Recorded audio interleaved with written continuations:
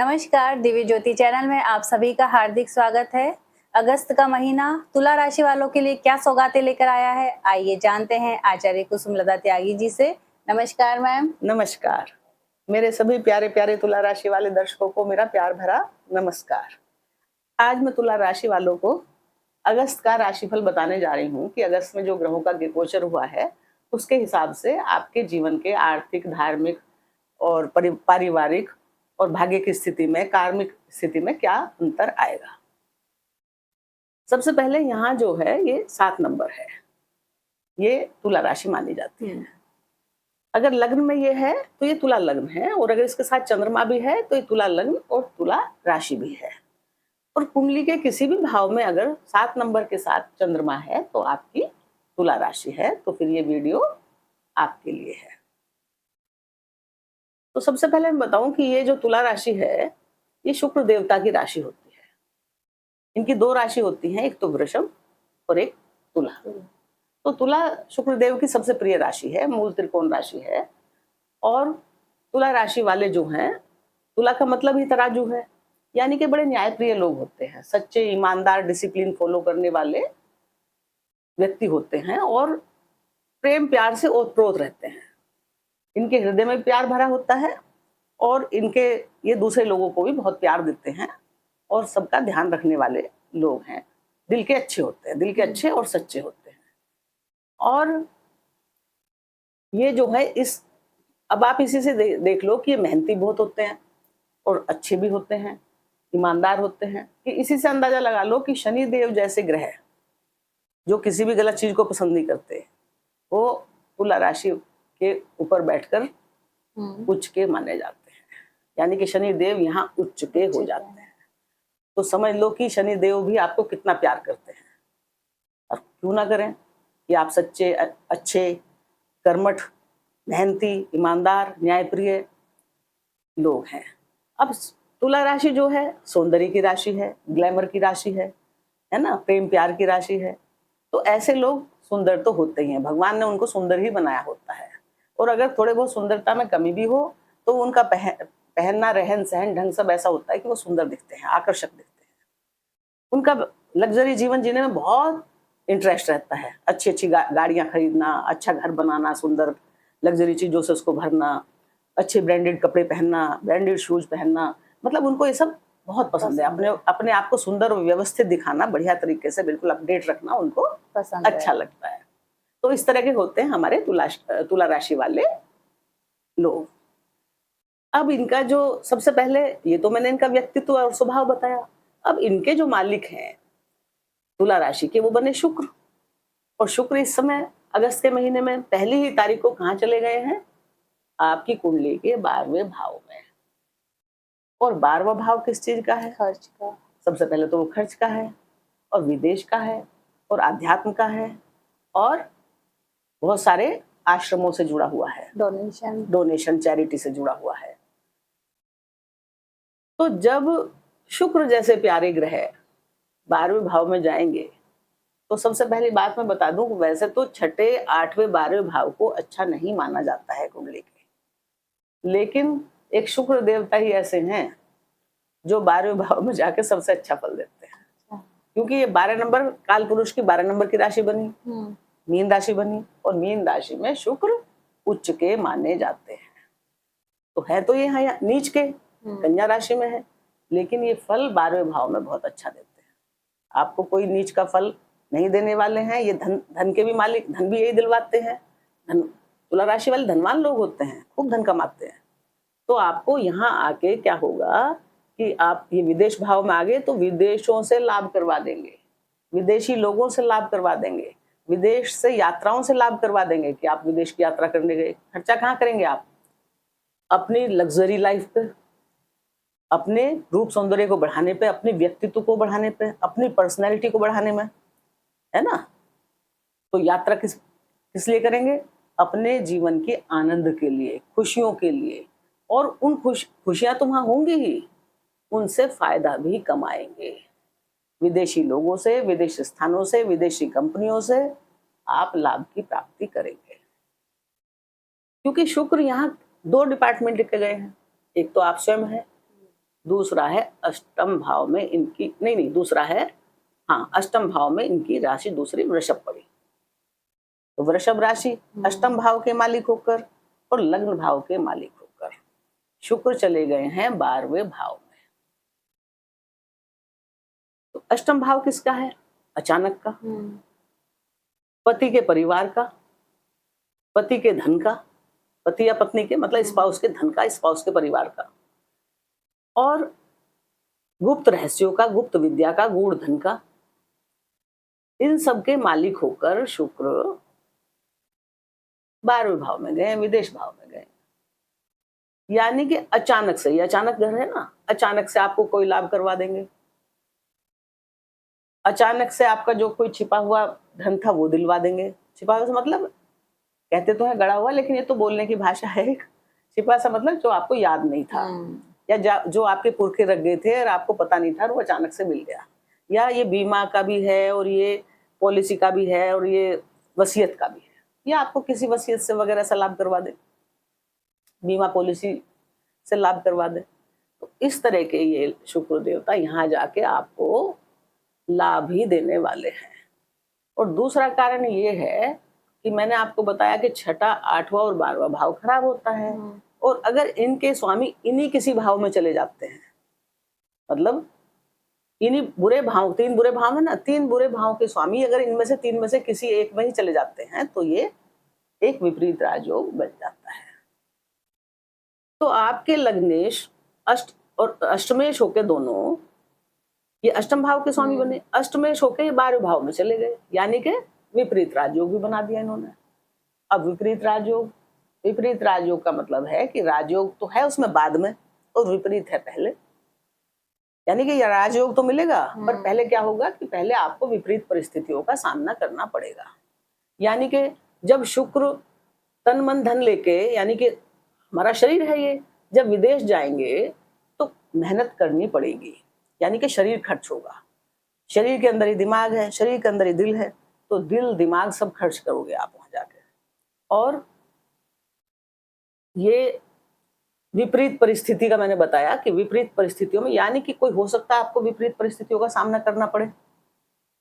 आप विदेश भी जा सकते हैं इस समय, क्योंकि विदेश में जाके बैठ गया लग्नेश, और वहां जाके कोई विपरीत परिस्थिति बन जाए, आप गए थे वहां सेटल होने के लिए या कुछ और करने के लिए, लेकिन उन विपरीत परिस्थितियों से लड़ने के बाद भी आपको एक ऐसा फायदा होगा जो लंबे समय तक आपको याद रहेगा।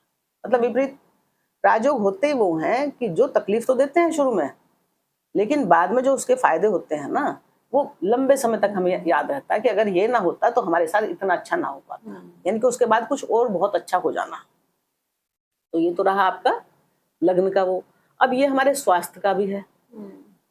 लग्न का स्वामी शुक्र है और 12वें चला गया है, तो स्वास्थ्य में क्या है, ऊपर से शनि की 7वीं दृष्टि भी है। हालांकि शुक्र और शनि आपस में मित्र हैं, अष्टमेश भी हैं, तो थोड़ा सा आपको क्या ध्यान रखना पड़ेगा कि आपको मेहनत ज्यादा से आप थक सकते हैं, मानसिक चिंता करने से ज्यादा थक सकते हैं, सोच विचार ज्यादा रहेगा ना आपके अंदर।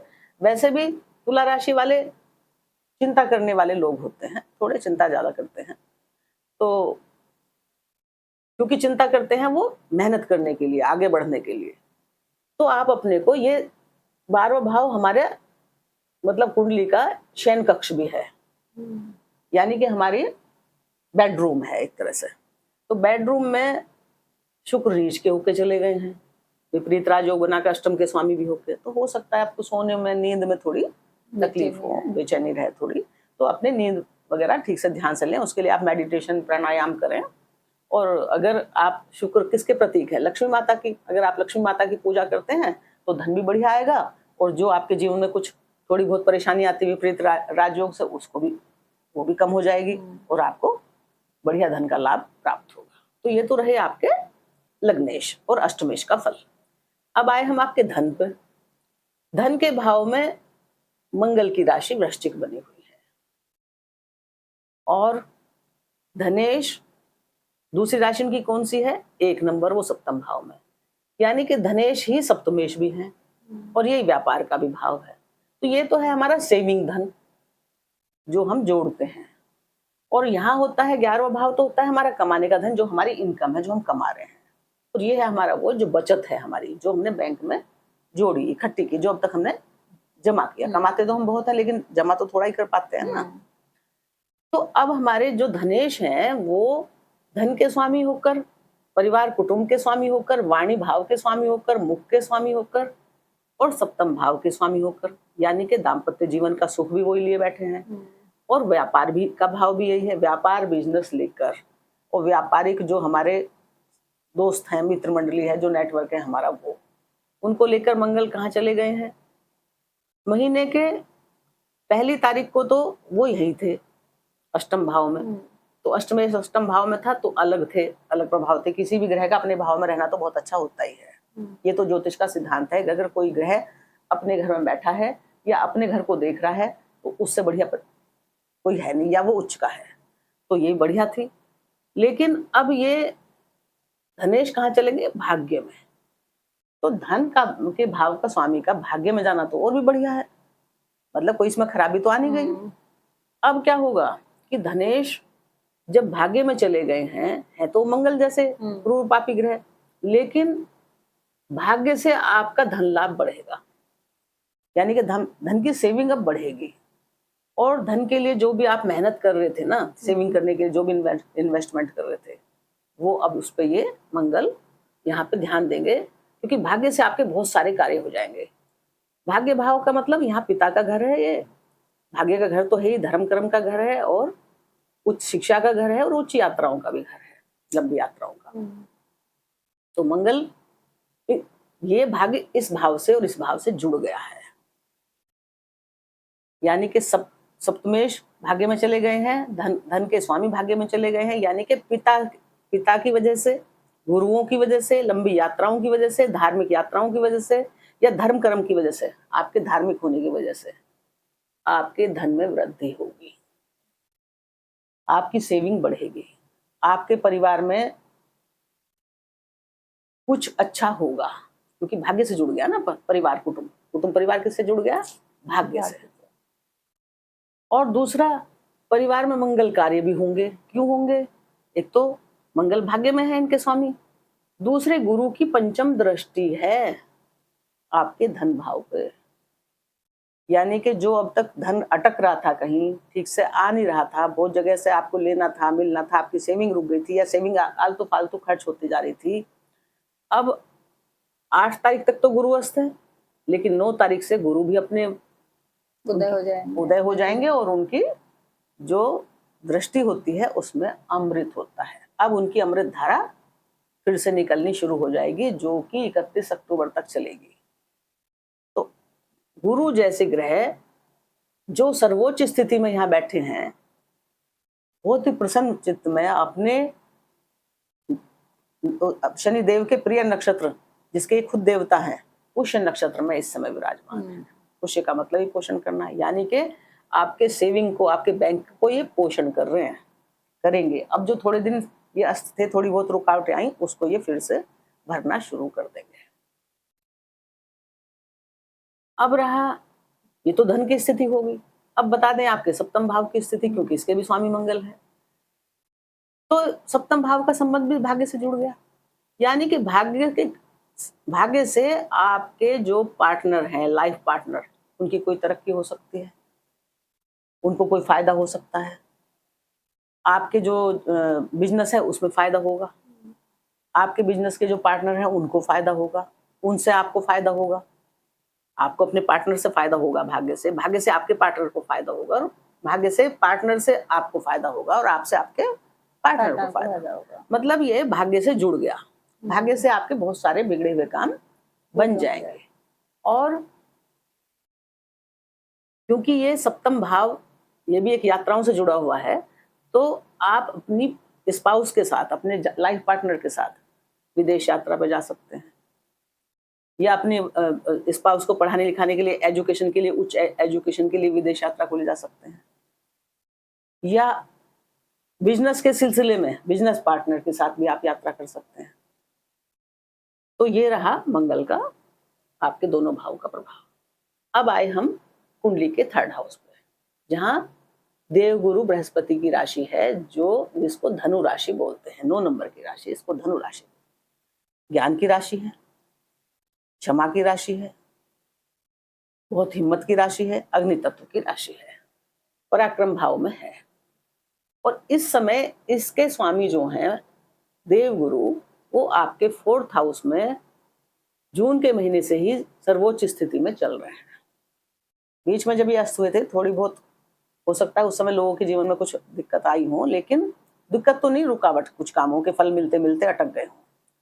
तो अब ये फिर उच्च के हो जाएंगे, तो फिर से आपका पराक्रम, ये क्या है, हमारा पराक्रम है, हमारी मेहनत से संबंधित कार्य हैं, तो ये आपका फिर से बढ़ा चढ़ा होगा। और इसके अलावा पराक्रम भाव पे मंगल की भी दृष्टि है ना, और केतु की भी दृष्टि है यहाँ पर। केतु की दृष्टि, मंगल की दृष्टि, और हाँ, तो 2 ग्रहों की दृष्टि यहाँ पे है। गुरु इसके मालिक हैं जो उच्च के हैं। तो पराक्रम तो आपका बढ़ा चढ़ा इस समय तुला राशि वालों रहने वाला है। जो काम पहले किसी वजह से आपके थोड़े बीच में रुकावट आ गई थी, वो अब रुकावटें आपकी खत्म हो जाएंगी। ज्ञान से संबंधित जितने भी कार्य थे आपके, या क्योंकि मंगल भी है, साहस से संबंधित, यानी कि अगर आप आर्मी में थे, मिलिट्री में थे, किसी भी फोर्स में थे, या आप टीचर थे, प्रोफेसर थे, वकील थे, जज थे, तो अगर आपका व्यवसाय ये सब है, तो अब आपको इन सब से फायदा मिलेगा। तो ये हो गया आपका 3rd हाउस। अब आए हम 4th हाउस में। 4th हाउस में शनि देव की मकर राशि है, और इसके स्वामी बने शनि। और शनि कहाँ है? आपकी कुंडली के 6ठे भाव में। तो तुला लग्न वालों के लिए शनि बहुत योग कारक ग्रह होते हैं। कुंडली में सबसे अच्छा जो फल देते हैं ना तुला लग्न वालों को, वो शनि ही देते हैं।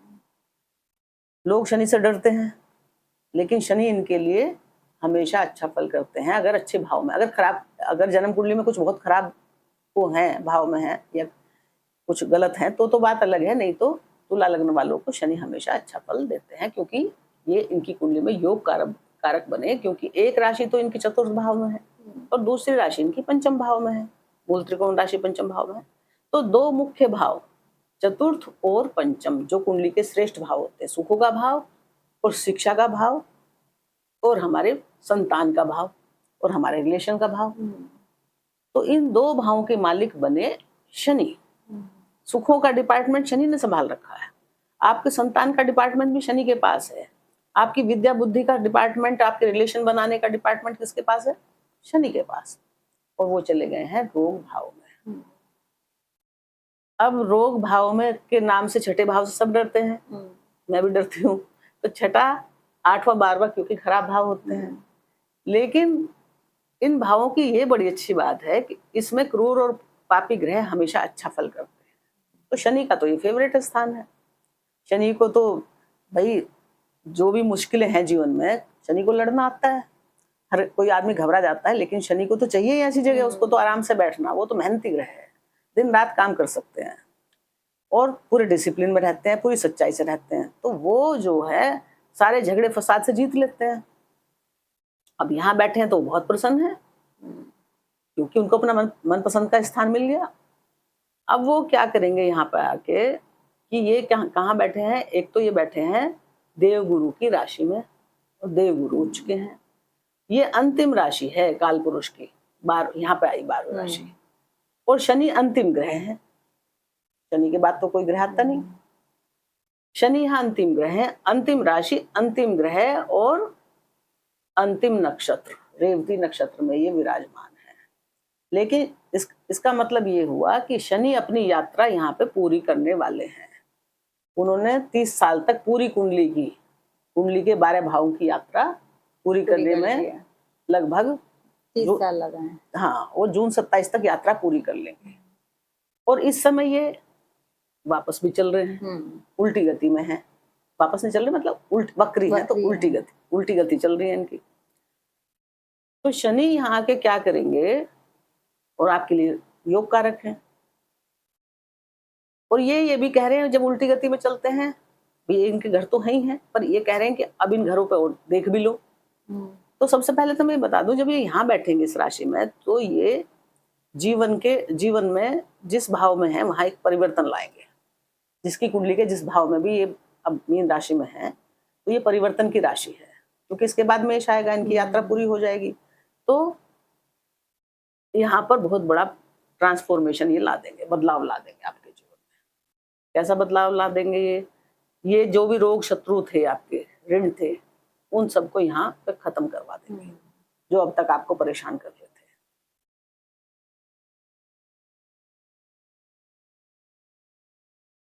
ऊपर से गुरु की भी यहाँ दृष्टि है, नवी दृष्टि गुरु की है। तो रोग रिपु ऋण तो इन्होंने खत्म कर दिए शनि देवता ने। निकाल लेंगे बाहर पुराने जितने भी थे, जो अब तक रुके पड़े थे, जिस पर आपका ध्यान नहीं गया था, उन शत्रु को निकाल लेंगे और निपटाएंगे। चाहे कोई रोग था जो बहुत दिन से आपके अंदर अंदर परेशान कर रहा था, लेकिन उसका उचित इलाज नहीं मिल रहा था, अब ये यहाँ लाएंगे और उसको समाप्त करेंगे। कोई कर्जा था, कोई ऋण था जो किसी को आपका देना था या आपको किसी का देना था, वो भी सामने आएगा, उसको आप निपटाएंगे।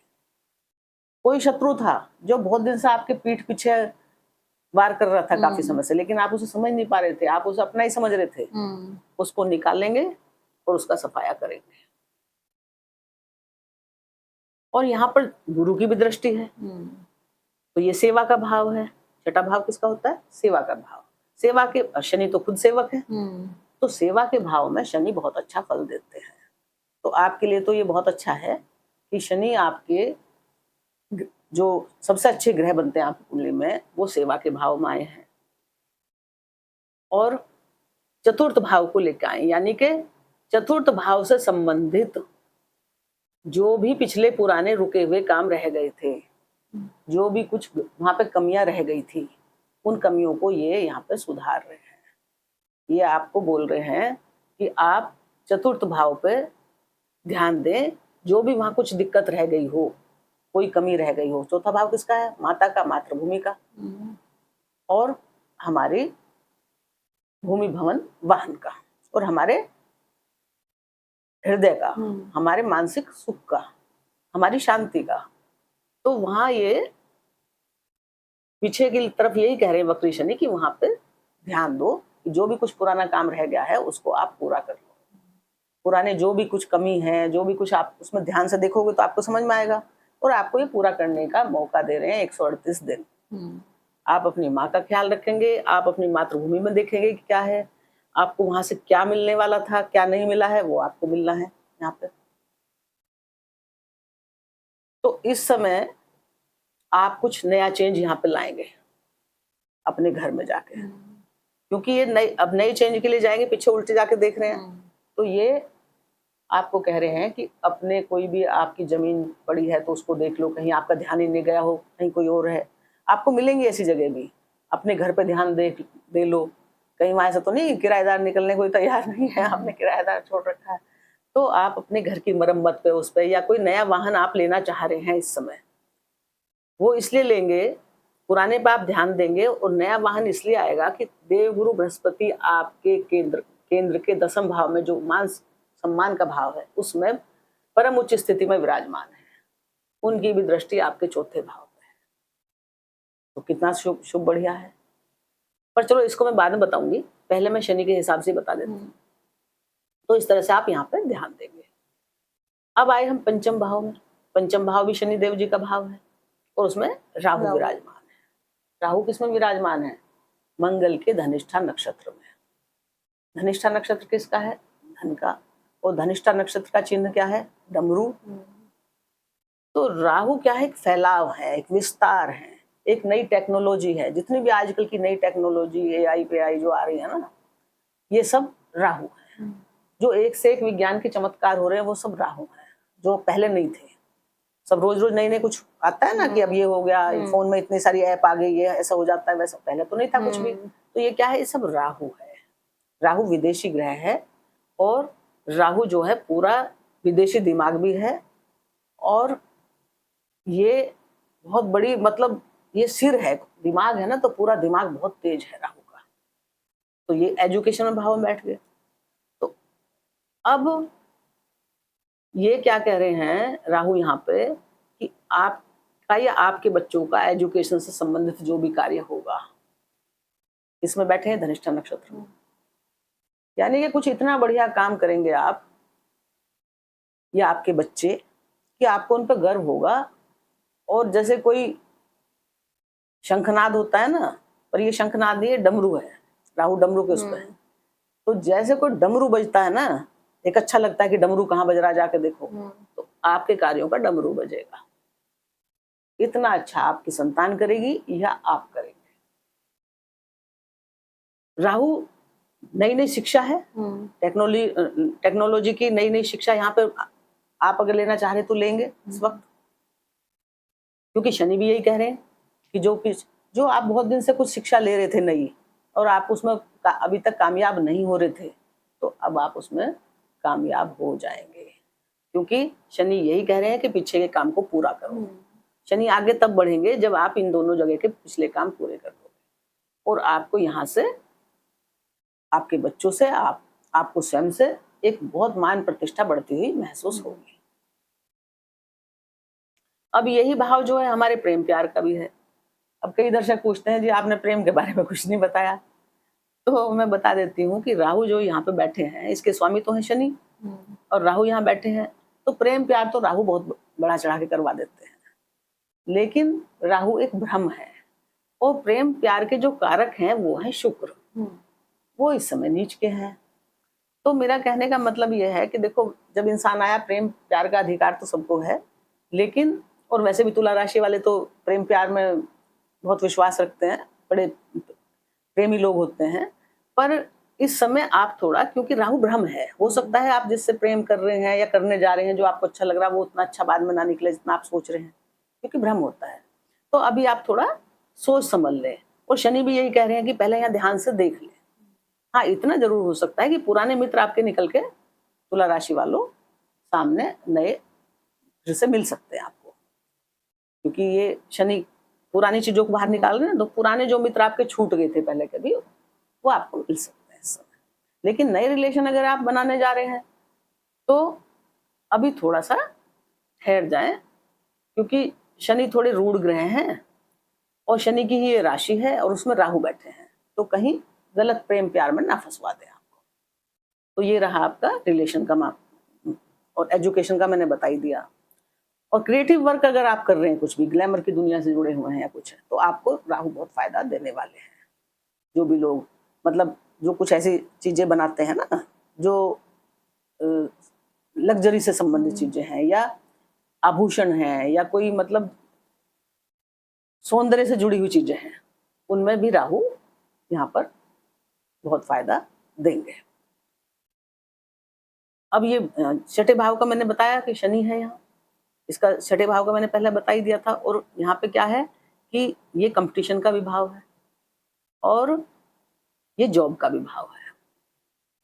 तो अभी आप कंपटीशन में तो देंगे जो, लेकिन शनि क्या करवाते हैं, बहुत मेहनत, तो आपको सफलता तो देंगे वो, लेकिन शनि आपको थोड़ा ज्यादा मेहनत करनी पड़ेगी, एफर्ट ज्यादा लगाने पड़ेंगे।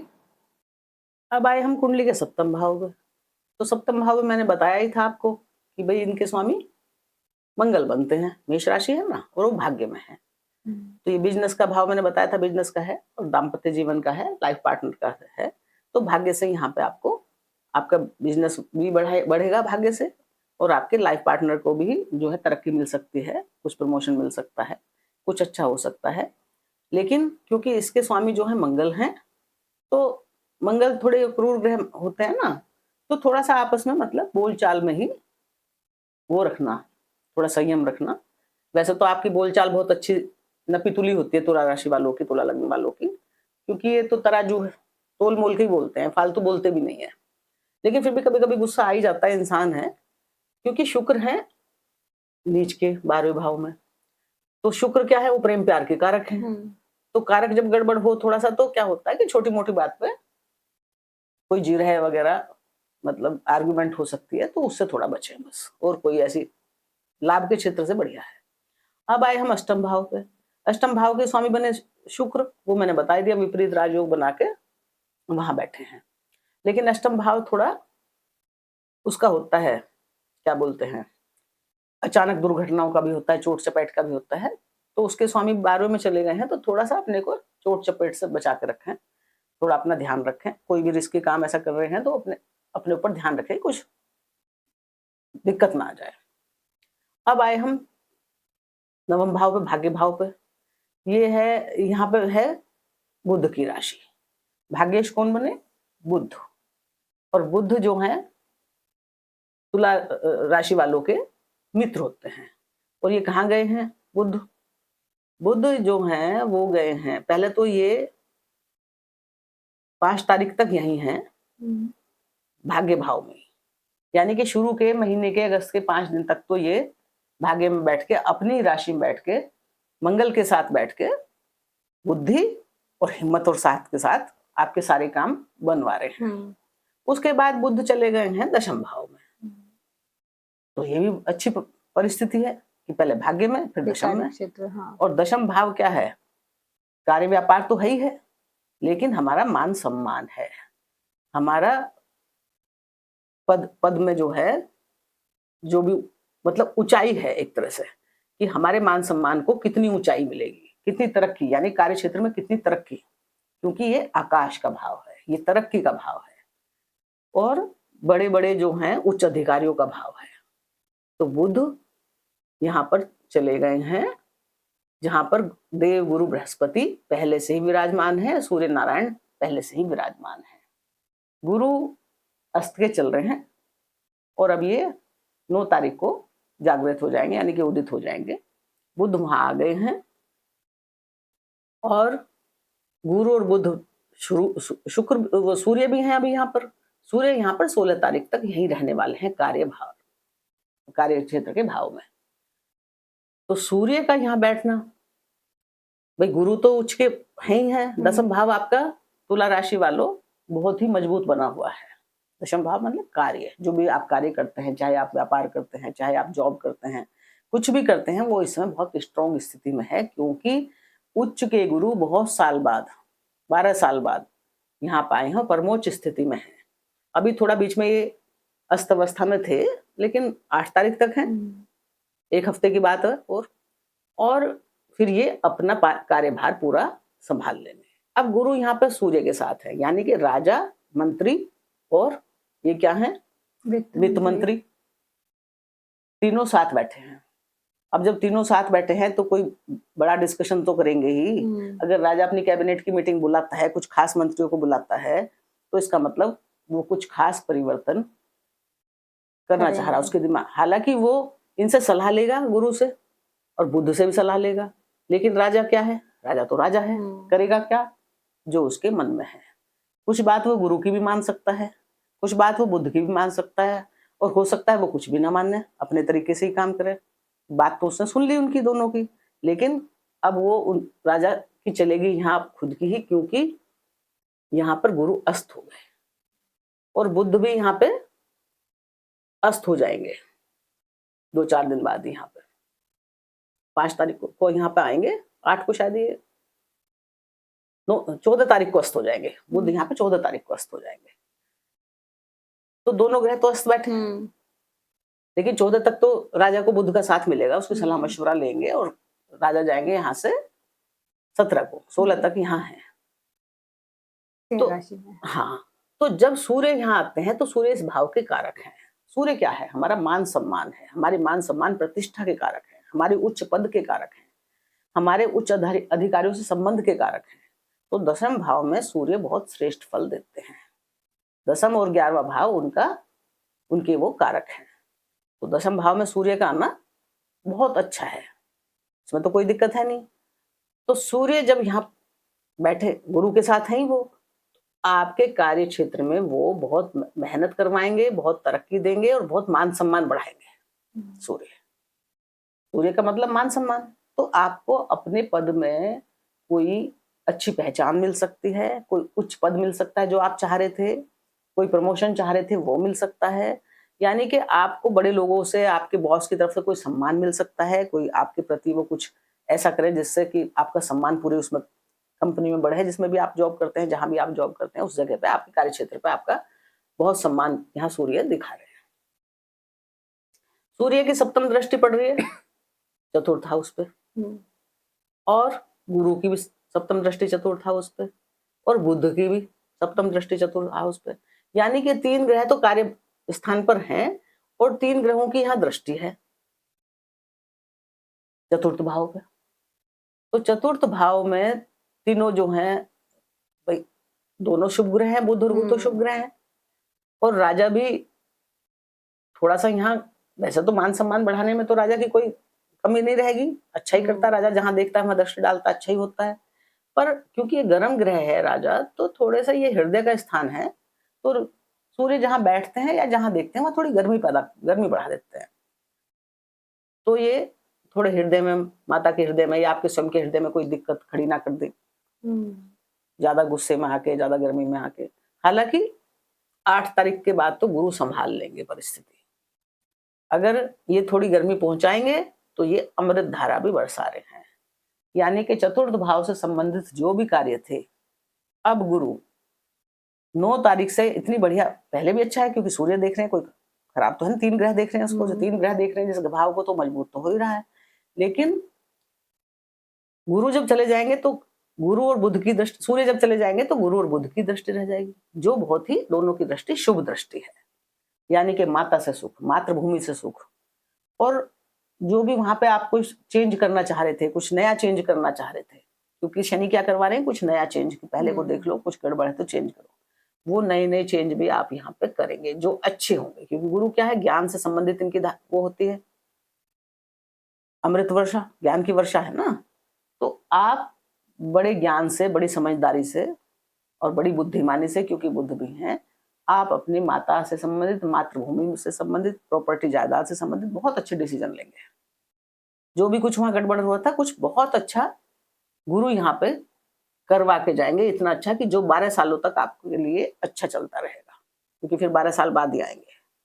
यानी कि गुरु और बुध आपको, खासकर गुरु आपको बहुत बढ़िया चतुर्थ भाव में दे रहे हैं। माता के हृदय में शांति, मानसिक संतोष वहां से मिलेगा, माता की तरफ से, मातृभूमि की तरफ से। जो आप करना चाहते थे वो सब कर लोगे, कोई घर प्लॉट खरीदना चाह रहे थे वो भी आपको मिल जाएगा, यानी कि गुरु सब आपको दिलवाएंगे। गुरु कब तक हैं? 31 अक्टूबर तक। तो 31 अक्टूबर तक तो आपकी बल्ले ही बल्ले है, कोई चिंता करने की जरूरत है नहीं। बस अपने स्वास्थ्य का थोड़ा सा ध्यान रख लें, अपने गाड़ी वाड़ी तेज बेज ना चलाएं। अब गुरु की होती हैं 3 दृष्टियां, एक 5वीं और एक 7वीं और एक 9वीं। तो 5वीं दृष्टि इनकी कहाँ जाएगी? 2, 3, 4, 5 मंगल अपने मित्र के घर में, और ये घर है धन का भाव, परिवार का भाव, वाणी का भाव, कुटुंब का भाव। तो जब गुरु की यहाँ दृष्टि जाएगी तो धन परिवार की तरफ से तो बढ़िया होगी ही। जो पुराने मसले, कुछ दिक्कत गड़बड़ थी, तो गुरु अब इनमें जैसे ही वो उदित होंगे तो उन सब में फिर से अमृत धारा बरसाएंगे, और सारे रिलेशन, मान लिया परिवार में लोगों में कुछ रिलेशन में गड़बड़, सब ठीक करवा देंगे। जो सेविंग की व्यवस्था रुक गई थी उसको फिर से शुरू करवा देंगे, अच्छी जगह इन्वेस्टमेंट करवा देंगे, आपका वाणी आपकी मधुर करवा देंगे यहाँ पे, क्योंकि वाणी का भाव है ना, वाणी का मुख का भाव है। हालांकि हाँ, वाणी का मुख का इन्हीं की, तो गुरु की पंचम दृष्टि है, और शनि की यहाँ 12, 11, 10 यहाँ आएगी उनकी। तो आपकी वाणी से जो आपकी थोड़ी बहुत, हालांकि तुला राशि वालों की वाणी भी अच्छी होती है, बोल तोल मोल की बोलते हैं, बहुत सभ्य तरीके लोग होते हैं, लेकिन अब गुरु की भी वहां पे वाणी पे दृष्टि जाएगी तो आपकी वाणी में और भी मधुरता आ जाएगी। आप कुछ बहुत सारे काम तो अपनी वाणी के सुधार से ही बना लेंगे, अपने धन से संबंधित। इतनी ओजस्वी तेजस्वी आपकी वाणी हो जाएगी, प्रभावशाली वाणी आपकी हो जाएगी। तो ये रहा गुरु का, सेविंग आपकी बढ़ जाएगी, परिवार के लोगों की कोई हेल्थ वेल्थ खराब है तो वो भी ठीक हो जाएगी, परिवार के धन को ये बढ़ाएंगे। ये धन किसका है? परिवार का। अब गुरु की सप्तम दृष्टि मैंने बताई दी थी, अब आई गुरु की 9वीं दृष्टि, वो आ रही है अपनी ही मीन राशि के 6ठे भाव में। तो यहाँ पे अपने भाव, जो भी यहाँ पे रोग से संबंधित मैंने बताया था कि गुरु क्या करेंगे, कि शनि और गुरु मिलकर रोगों को निपटाएंगे यहाँ पे। गुरु ज्ञान से और शनि अपने अपने तरीके से वो सब खत्म करेंगे। गुरु यहाँ पे क्या करेंगे, जब ये उदित हो जाएंगे तो आपकी कोई जॉब, कोई आपकी छूट गई हो, कोई आप करना चाह रहे हो, कोई नई जॉब करना चाह रहे हो, उसको गुरु लगवा देंगे। या बहुत दिन से आप मेहनत कर रहे थे किसी कंपटीशन के लिए, अब गुरु उदित हो गए, अब आपको 100% उस कंपटीशन से ये निकलवा देंगे, अब आपको सफलता मिलेगी। तो ये हो गया गुरु का। अब किसी का बचा तो नहीं? हाँ, अब बचे ये है हमारा लाभ भाव में। सूर्य जो हैं ये 16 तारीख तक तो यहाँ थे और 17 तारीख को सूर्य अपने ही घर में लाभ भाव में चले जाएंगे, जहां केतु पहले से ही विराजमान थे। अब सूर्य सम्मान के कारक, प्रतिष्ठा मान के कारक और कर्म के कारक, कार्य क्षेत्र के कारक, और वो कहाँ चले गए? लाभ में। लाभेश होके खुद अपने घर में। अब मैंने अभी थोड़ी देर पहले बताया था कि जो ग्रह अपने घर में होते हैं वो बहुत अच्छा फल देते हैं, इससे बढ़िया स्थिति कोई होती नहीं। या स्वग्रही हो, या अपने घर को देख रहे हो, या अपने मित्र के घर में हो, तो ये तीनों ही पोजीशन ग्रह के लिए बढ़िया होती है। पर देखो, अपने घर में बैठने तो अलग ही मजा होता है। अपने घर में हम उसके मालिक हैं, जैसे चाहे वैसा कर सकते हैं। हमसे ज्यादा हमारे घर का अच्छा कौन कर सकता है? तो अब ये सूर्य चले गए हैं अपने ही घर में, जहां पहले केतु थे। तो केतु ये किसका है? लाभ भाव का, बड़े भाई बहनों का। तो केतु अकेले बैठे थे, शुक्र भी 1 तारीख को चले गए थे। तो केतु थोड़ा बहुत यहाँ पे भाई बहनों से, उच्च अधिकारियों से थोड़ा बहुत जो भी वो करवा रहे थे उथल पुथल, अब सूर्य जब खुद अपने घर में चले जाएंगे तो आपकी जो सारी इच्छाएं आकांक्षाएं रुकी पड़ी थी इतने दिन से, तो वो अब सब पूरी करेंगे। वैसे भी राहु भी इधर देख रहे थे इच्छा आकांक्षाओं को, तो राहु भी इच्छा आकांक्षाएं बढ़ाते ही हैं जहां देखते हैं। तो इच्छा आकांक्षाएं आपकी बढ़ी हुई थी और सूर्य यहाँ आके अपने घर में आ गए, तो जो भी कार्य क्षेत्र में तरक्की यहाँ पहले अभी रह के इन्होंने दिलवाई कार्य क्षेत्र में, सूर्य भगवान ने देवगुरु के साथ और बुध देवता के साथ, अब उसका लाभ प्राप्ति यहाँ से शुरू हो जाएगी जब 17 तारीख को सूर्य अपने ही घर में आ जाएंगे। यानी कि आपको बड़े बड़े उच्च अधिकारियों से लाभ, भाई बहनों से लाभ और मित्रों से लाभ। आपकी जितनी भी इच्छा आकांक्षाएं थी उनको रुकी हुई, दबी हुई, उन सबको सूर्य वहां जाके अपने फुल फॉर्म में, क्योंकि सूर्य तो फटाफट काम करने वाले हैं, अब पूरी करेंगे आपकी इच्छाएं। तो सूर्य का फल भी यहाँ पे बहुत अच्छा है। ये क्योंकि यात्रा का भी भाव है सूर्य, तो यात्रा भी अच्छी करवा देंगे जो लाभ से संबंधित होगी, क्योंकि ये किसका है? लाभ का। अब लाभ का स्वामी यात्रा करवाएगा तो किसी लाभ के लिए ही करवाएगा। और वैसे मैंने बताया कि शुक्र यहाँ अनेक प्रकार के लाभ आपको दिलाने वाले हैं 12वें भाव में। तो ये हो गया सूर्य का, और ये हो शुक्र का मैं पहले बता ही दिया है। तो इस तरह से तुला राशि वालों, भाई जैसे आप सुंदर हो, अगस्त महीने का भाग्य भी आपका वैसा ही सुंदर है। तो आपको घबराने की जरूरत नहीं है। बस आप अपनी थोड़ी सेहत का ध्यान रख लेना, थोड़ा अपनी वाणी पर ध्यान रख लेना, और थोड़ा जैसे गाड़ी वगैरह चला रहे हो कुछ ऐसा जोखिम का काम ना करें जिसमें आपको कोई तकलीफ हो। और भाई मेरी शुभकामनाएं आपके साथ हैं, और इन्हीं शुभकामनाओं के साथ आपको नमस्कार। बहुत बहुत धन्यवाद।